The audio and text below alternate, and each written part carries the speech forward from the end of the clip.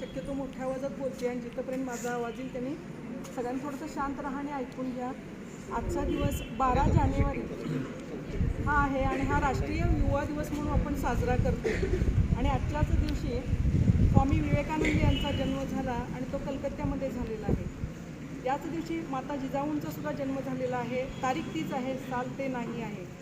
तर आपण मी थोडक्यात तुम्हाला मला भावलेले विवेकानंद याविषयी थोडीशी माहिती सांगणार आहे. तर बघा, विवेकानंदांचा जेव्हा जन्म व्हायचा होता त्यापूर्वीची कथा अशी आहे की आई भुवनेश्वरी आणि वडील विश्वनाथ आणि त्यांचे आजोबा होते दुर्गाप्रसाद. दुर्गाप्रसाद बाबू असं त्यांना म्हटलं जायचं. विवेकानंदांचं जे घराणं होतं त्याच्यामध्ये वकिली आणखीन संन्यास ह्या दोन्ही गोष्टी होत्या आणि ह्या दोन्ही गोष्टींचा मिलाप त्या घरामध्ये झालेला होता आणि आडनाव होतं दत्त.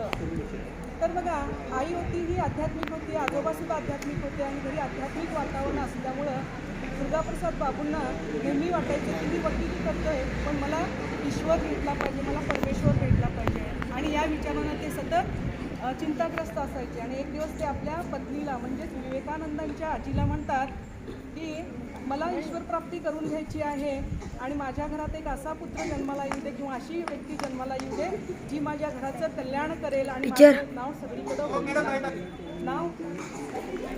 तर माझं भाषण थोडं सुरुवात केलेली होती की त्यांचा जन्म कशा पद्धती कोणत्या कारणासाठी झालेला होता.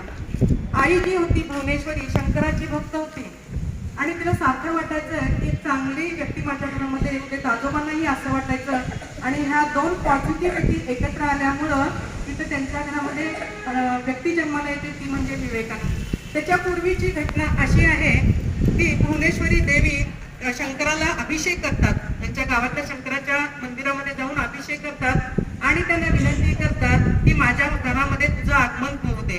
त्याच रात्री एक घटना घडते ती म्हणजे की त्यांना एक स्वप्न पडतं आणि त्या स्वप्नामध्ये साक्षात भगवान शंकर त्यांच्या अंगणामध्ये बाळाच्या रूपानं खेळत आहेत असा त्यांना भास होतो.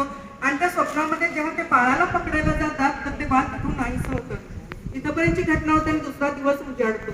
दुसरा दिवस उजाडल्यानंतर ते स्वप्न आपल्या पतीला सांगतात पण ते असेल स्वप्न म्हणून सोडून देतात. पण ते स्वप्न म्हणजे एक त्यांना साक्षात्कार असतो आणि पुढे जाऊन साक्षात भगवान शंकर यांच्या घरामध्ये जन्म घेतात आणि ते म्हणजे स्वामी विवेकानंद. स्वामी विवेकानंद हे देवांचे अंश होते.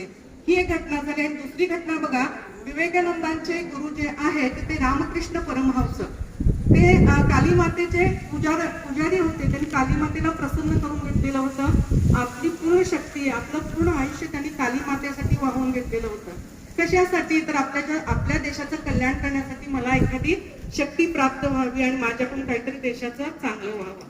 इकडे दुसरी घटना घडते की विवेकानंदांच्या जन्मापूर्वीची. यांना एक दृष्टांत होतो, कालीमाता दृष्टांत देते आणि म्हणते की आकाशामध्ये जे सप्तऋषी आहेत त्यातला एक सप्तऋषी तुझं कार्य पूर्णत्वाला नेईल.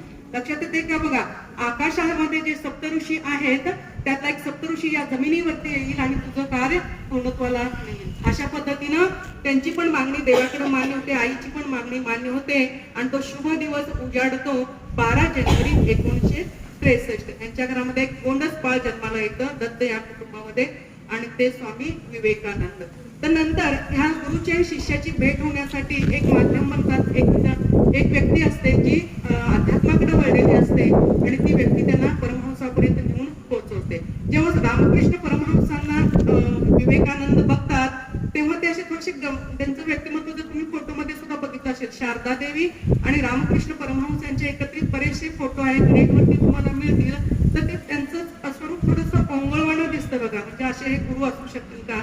तर ते गुरुच होते, ते आपल्या अभ्यासामध्ये पूर्णत्वाला पोहोचलेले होते. डायरेक्ट ते काली मातेशी बोलायचे आणि जेव्हा यांची भेट होते तेव्हा ते विवेकानंदांचा त्यांचा विचारांचे वादविवाद होतात. म्हणजे तत्वज्ञानाविषयी वादविवाद होतात. मग एक मुद्दा असा येतो की ते काही पटतच नाही कुणाला. एखादा मुद्दा ते रामकृष्ण मांडत असतात आणि तो एखादा मुद्दा विवेकानंदांना अजिबात पटत नाही. ते खूप असे चिडतात वगैरे. म्हणजे नंतर मग त्याच क्षणी काय करतात, रामकृष्ण परमहंस विवेकानंदांना स्पर्श करतात आणि त्या स्पर्शामधून विवेकानंदांच्या मनामध्ये शरीरामध्ये एक वीज खेळते. म्हणजे तो परम स्पर्श यांना होतो जसं की तो परिस स्पर्श होतो आणि त्यांनी जे मिळवलेलं ज्ञान होतं ते अध्यात्म रूपानं विवेकानंदांच्या शरीरामध्ये परावर्तित होतं म्हणजे ट्रान्सफर होतं आणि तिथून पुढे ते आपल्याला तिथून पुढे ते रामकृष्णांना आपले गुरु मानतात आणि तिथून त्यांच्या कार्याची सुरुवात होते.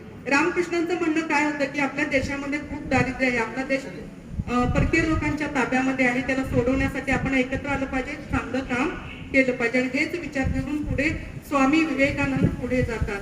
तर त्यामध्ये एक मध्ये अशी घटना घडते की विवेकानंदांना सगळ्या गोष्टीचं वैराग्य म्हणजे विवेकानंदांचं जे घराणं असतं ते संन्यासी आणि वकील असतं आणि संन्यासी होण्याचं स्वप्न त्यांचं पहिल्यापासून त्यांना वाटत असतं की मी भगवी वस्त्र घालावीत, मी संन्यासी व्हावं, मला वैराग्य यावं.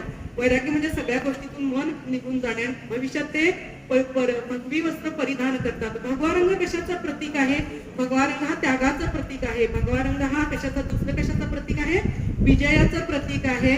आणि असा हा भगवा रंग त्यांची जर प्रतिमा तुम्ही कुठे बघितली किंवा फोटो बघितला तर नेहमी ते केशरी भगव्या वस्त्रांमध्ये दिसतात बघा. हे विजयाचं प्रतीक आहे आणि अशी वस्त्र त्यांनी परिधान केलेली आहे. पुढे जाऊन एक छोटासा प्रसंग तुम्हाला सांगते. शिकागो मध्ये धर्म परिषद भरली 11 सप्टेंबर 1892 ला. तर ह्या धर्म परिषदेमध्ये आपल्या भारताचं नेतृत्व त्यांनी केलेलं होतं. कोणी? विवेकानंदांनी. पण तिथे पोहोचणं इतकं सोपं नव्हतं. तो प्रवास खूप खडतर होता. आपण तिथे जाणं आणि आपलं मत, आपल्या धर्माविषयीचं मत तिथं मांडणं इतक्या सोप्या गोष्टी त्या काळी नव्हत्या. पण कसं म्हणतात बघा, जर आपली इच्छाशक्ती जबरदस्त असेल तर निसर्ग आपल्याला कुठून मदत करतो. तर इथं काय झालेलं आहे की त्यांचे जे शिष्यवर्ग त्यांनी निर्माण केलेले होते त्या शिष्यवर्गाने किंवा समाजातल्या चांगल्या व्यक्तीने त्यांना आर्थिक हातभार लावला आणि जहाजाचं पहिल्या वर्गाचं तिकीट काढून दिलं आणि शिकागोचा प्रवास सुरू झाला. तिथं जेव्हा ते शिकागोला पोहोचले तेव्हा लक्षात आलं की ते साधारण 2 महिने अगोदर पोहोचलेले होते. 11 जुलैला काहीतरी पोहोचले आणि शिकागो धर्म परिषद जी होती ती कधी होती? 11 सप्टेंबर 1892 ला. आता 2 महिने करायचं काय? परदेशात, नवा देश, नवे लोक, कोणाची ओळख नाही, कसं राहणार, काय करणार, नाना चिंता त्यांना सतावत होते आणि जवळचे पैसे पण संपत आलेले होते.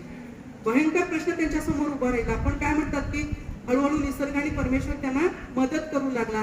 असंच ते दमलेले होते. असं रस्त्यानं जात असताना एकदा खूप जास्त दमले, शरीरात म्हणजे अंगावरचे कपडे पण मळके झालेले. आता काय करू? कुठं जो 2 वेळच्या जेवणाची भ्रांत पडलेली, जवळ पैसा नव्हता. तर बघा दैवी कृपा कशी असते, ते रस्त्याच्या एका कडेला बसलेले असतात आणि असा विचार करत असतात. तसंच थंडीत कुडकुडत. तुम्हाला माहिती आहे की परदेशामध्ये थंडी मोठ्या प्रमाणात असते. आपल्याकडे जो थंडीचा कडाका आहे तो परदेशात सुरुवातीचा असतो, पाश्चात्य देशांमध्ये. तर त्या थंडीला कुडकुडत बसलेले असतात आणि तेव्हा अचानकच दैवी चमत्कार व्हावा तसं समोरच्या बंगल्याचं दार उघडलं जातं आणि त्यातून एक स्त्री बाहेर येते आणि ती म्हणते, तुम्ही शिकागो धर्म परिषदेसाठी आला आहात का? तर ह्याच्यावरती त्यांचं उत्तर असतं हो. तर म्हणते ती त्यांना आपल्या घरी बोलवून घेते, त्यांचं आगत्य करते आणि यथावकाश जे पाहुणचार करायचा असतो तो सुद्धा ती चांगल्या पद्धतीने करते. त्यानंतर विवेकानंदांनी त्या धर्म परिषदेत समाविष्ट होण्यासाठी एका व्यक्तीचं लेटर आणलेलं असतं. कारण तिथं अट काय असते की त्या धर्म परिषदेमध्ये समाविष्ट होण्याकरिता कुठल्या तरी धर्माचं नेतृत्व करायचं ही कल्पना त्यांना काहीच नसते. भारतातील लोकांना त्यांना पाठवलेलं असतं पण ही बाकीची कल्पना नसल्यामुळं ते थोडे गांगरून जातात आणि थोडासा विचार करू लागतात की बाबा आता काय करायचं, कसं मी त्याच्यामध्ये प्रवेश मिळवणार. पण तिथं पण कसा तरी नाना प्रयत्न करून त्यांना तिथं प्रवेश मिळतो आणि दिवस उजाडतो. या ज्या स्त्रीनं मदत केलेली आहे ती स्त्री त्यांना तिथं त्या कार्यालयात घेऊन जाते, त्या सभेमध्ये घेऊन जाते. तर ती सभा कशासाठी भरवलेली होती हे आपल्याला सगळ्यांना माहिती पाहिजे. ज्या कोलंबसानं अमेरिका खंडाचा शोध लावला त्याला 125 वर्ष पूर्ण झालेली होती आणि म्हणून ती सर्व धर्म परिषद भरवण्यात आलेली होती. तर अशा पद्धतीने ते तिथे सभेला पोहोचलेले आहेत. त्यानंतर तिथे बसण्याची बैठक व्यवस्था सुद्धा चांगली केलेली होती आणि यांना सुद्धा बैसायला छानसं स्थान दिलेलं होतं. झाली सभेला, पहिला दिवस सभेला सुरुवात झाली. एक वक्त्यांची नावं घेतली गेली नम्राप्रमाणे आणि विवेकानंदांचं पहिल्यांदा नाम पुकारलं. तर त्या हॉलमध्ये 3 ते 4 हजार लोक होते. बघा 3 ते 4 हजार लोकांसमोर बोलायचं इतकं सोपं नव्हतं. ते थोडेसे गांगरून गेले, मनाची तयारी होणार. तर त्यांनी संयोजकांना सांगितलं की मी पुढच्या वेळी बोलेन. दुसऱ्यांदा नाव अनाऊन्स केलं गेलं आणि तेव्हा सुद्धा यांनी थोडासा वेळ मागितला.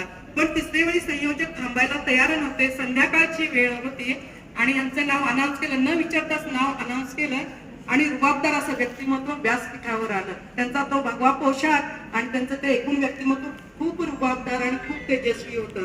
त्यांनी व्यासपीठाचा ताबा घेतला आणि पहिलं वाक्य विचारलं, sisters and brothers of America. कुठलं वाक्य विचारलं? Sisters and brothers of America. हे शब्द उच्चारताच त्या 4000 लोकांनी टाळ्या वाजवल्या आणि त्या टाळ्या अखंड 1.5 मिनिट वाजत होत्या. म्हणजे ही त्यांनी बोललेल्याची ती पावती होती आणि त्या प्रचंड टाळ्यांचा गजबजाट झाला की म्हणजे ते थांबवायसाठी त्यांना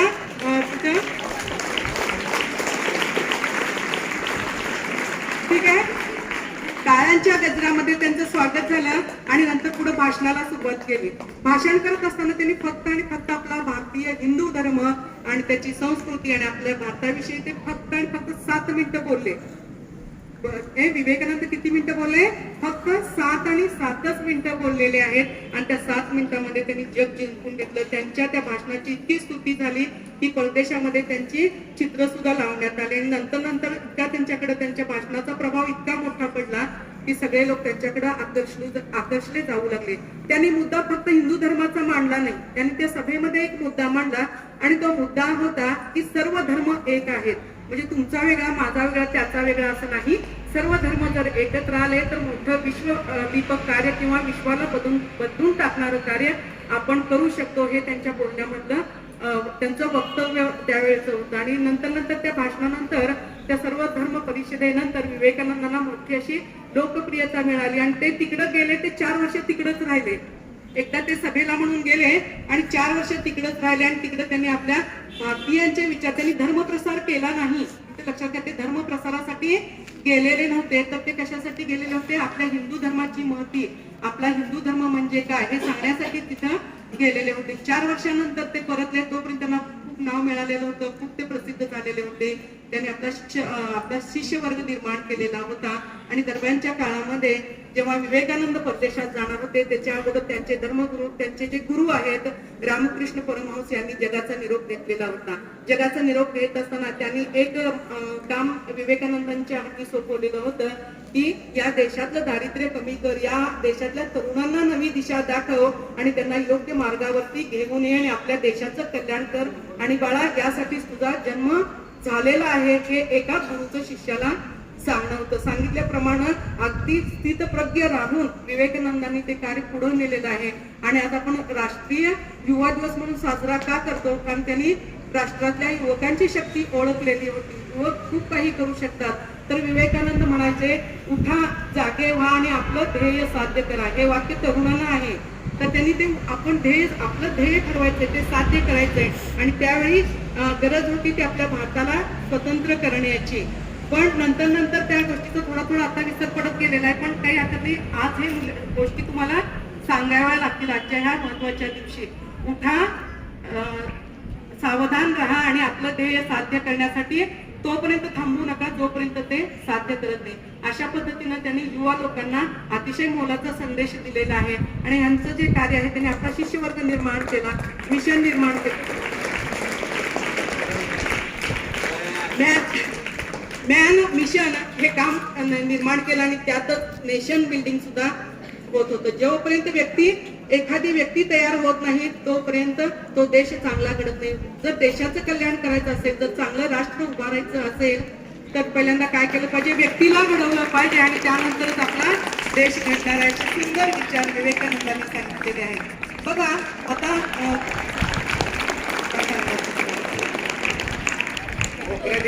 दहावीची इकडे पाठीमागला शेवट तिकडे संख्या. तर शिकागो परिषद झाली. विवेकानंद भारतात परत आले आणि त्यांचं कार्य, मानव सेवेचं जे कार्य आहे ते अखंड तसंच चालू राहिलेलं आहे. त्यानंतर शेवटच्या टप्प्यामध्ये मी वळती आहे. विवेकानंदांनी जे मरण स्वीकारलं तर स्वइच्छा मरण होतं. त्यांना आपलं मरण कळलेलं होतं. तारीख